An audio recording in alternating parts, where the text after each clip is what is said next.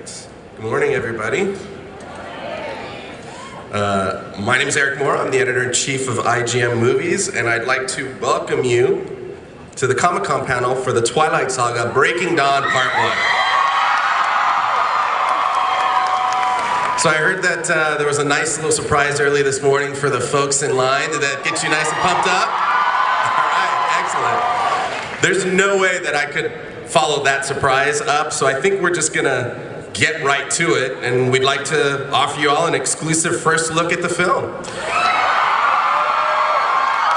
So before we do that, let me introduce the director of the film, Mr. Bill Condon.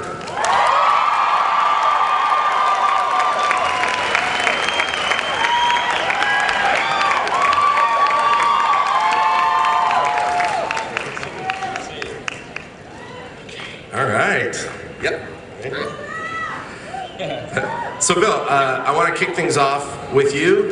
You're new to the project, so yes. I'd love to have you talk to the folks a little bit about how you got involved with Twilight. Sure. Well, it's like the very nice folks at Summit, Eric Feig.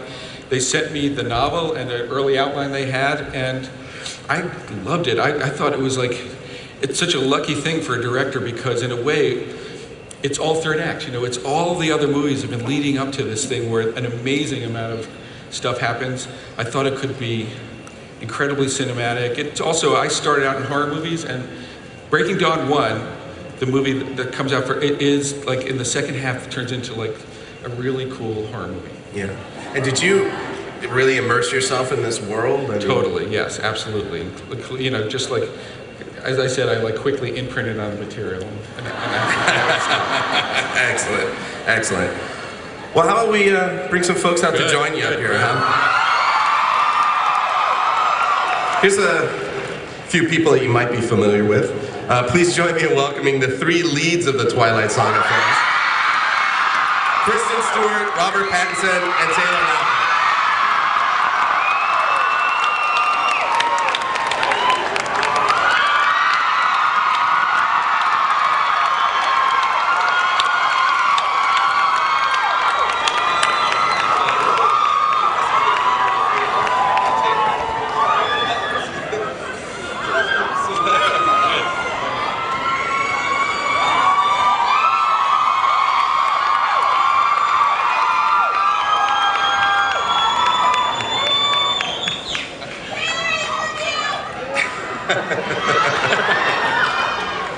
So Kristen, why don't we just jump right into what these fans really want to know, and what was it like to shoot the wedding?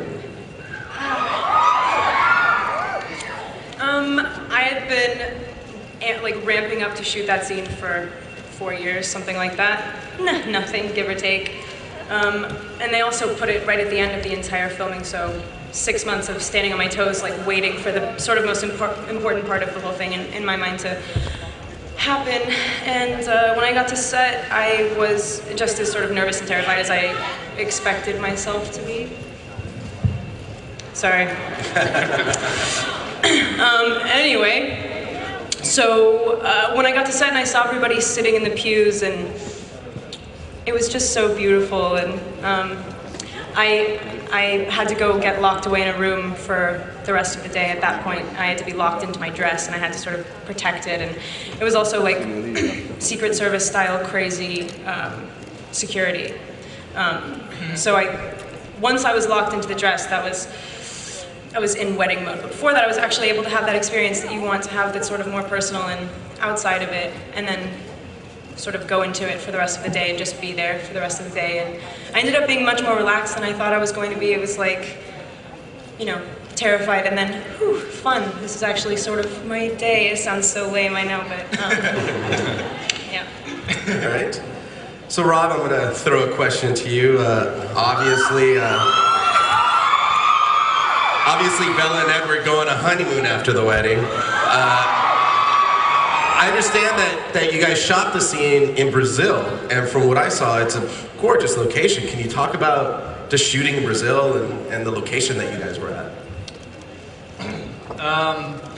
Brazil was amazing. It was really amazing the day we got there, and really beautiful and warm and everything you'd expect, right? It's the photographers. They're asking them to lower their heads. Guys, come on.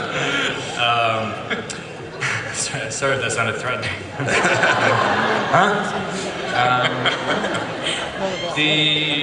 Yeah, it was beautiful the first day, and then it suddenly, for the remainder of the shoot, was not only raining but like hurricane storms.